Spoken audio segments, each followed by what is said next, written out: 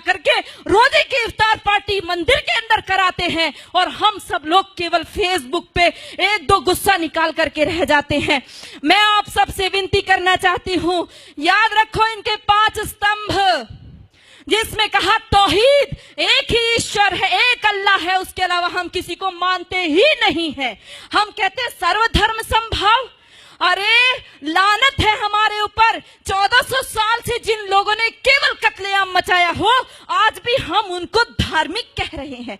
वो अल्लाह के अलावा और किसी को स्वीकार नहीं करेंगे, वो हर स्तर पर करेंगे, वो दाढ़ी रख करके भी करेंगे, वो पैंट शर्ट पहन के करेंगे, वो अरबी बोल करके करेंगे, वो हिंदी बोलेंगे, वो इंग्लिश बोलेंगे। लक्ष्य केवल एक उनका स्पष्ट है, वो है जब तक एक भी काफिर जिंदा है अल्लाह का काम रुकेगा नहीं। और जो लोग कहते हैं, जिन्होंने बोला रघुपति राघव राजा राम पतित पावन सीताराम, और अगली पंक्ति जोड़ दी ईश्वर अल्लाह तेरो नाम, लानत है हमारे ऊपर। हमने कभी पढ़ करके नहीं देखा अल्लाह कहते किसको है, हमने ईश्वर के बराबर अल्लाह को रख दिया। अरे हमारा ईश्वर दयालु है, कृपा करता है, परंतु अल्लाह का आदेश है। कहां पढ़ोगे? कुरान पढ़ोगे। अल्लाह का साफ आदेश है, जो मेरे को नहीं मानता, जो जिब्राइल मिकाइल को नहीं मानता, जो मोहम्मद को नहीं मानता, वो काफिर है और काफिर वाजिबुल कत्ल है, वो कटने योग्य है। इतना ही नहीं, कहा जब रमजान का महीना खत्म हो जाए इनको घात लगा करके मारो। पढ़ो सूरा तौबा, पढ़ो सूरा अल बकरा, सारी की सारी कुरान की सारी ये आयतें पढ़ करके देखो, आपको साफ स्पष्ट पता चल जाएगा। हम सोचते हैं कि उनकी हज यात्रा, हम सोचते हैं उनकी हज यात्रा हमारी अमरनाथ यात्रा जैसी है। अरे पढ़ो भाइयों, यदि उनकी हज यात्रा हमारी अमरनाथ जैसी होती तो वहां पर सब लोग जा सकते थे, केवल मुसलमान ही क्यों जाते हैं? आज उनके ऊपर वो वहां से हमारे भाई पैसा भेजते हैं और वहां से वो अपनी सभ्यता को भेजते हैं।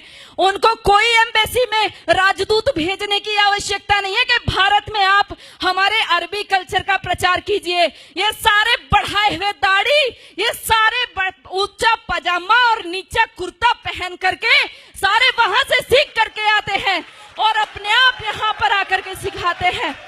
याद रखो, मिटेगा ये धर्म और आबरू भी जाएगी, तुम्हारे नाम से दुनिया को शर्म आएगी। यदि आज नहीं जागे तो कोई हमारे बचाने वाला नहीं है।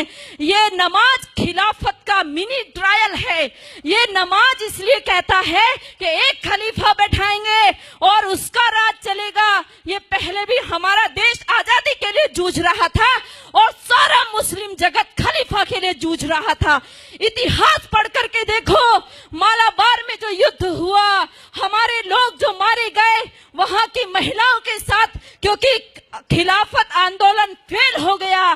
टर्की में खलीफा था, उसकी खलीफाई चली गई, खलीफा छोड़ करके इंग्लैंड भाग गया। वहां से इनको गुस्सा आया, आक्रोश हमारे हिंदू माताओं बहनों के ऊपर निकाला। वो जो लेडी रीडिंग को पत्र लिखा था हमारी हिंदू महिलाओं ने, कभी पढ़कर देखो, उन्होंने लिखा हमारी कितनी दुर्दशा हुई है। हमारे सामने हमारे बच्चों को, दूध मुहे बच्चों को भाले की नोक पर उछाल करके ऊपर टांग दिया गया।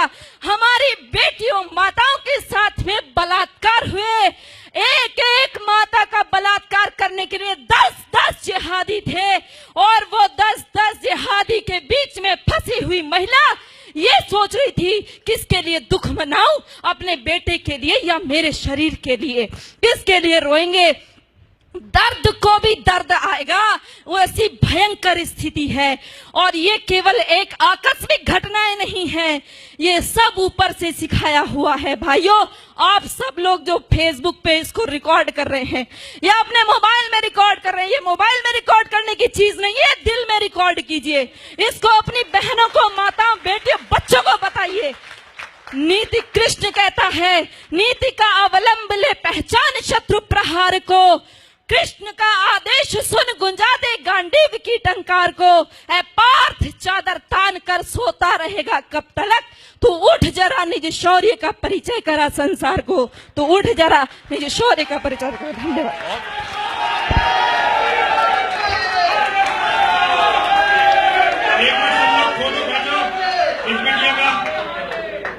बेटा ये हमारी माला जो है ये पूरी सोने की नहीं है, इसमें जितनी मिलावट हो सकती है उतनी मिलावट होती है। 1 तोले सोना इसमें होता है, बाकी मिलावट होती है। लेकिन हमें इसे बनवाने के लिए बड़ी मेहनत करनी पड़ती है।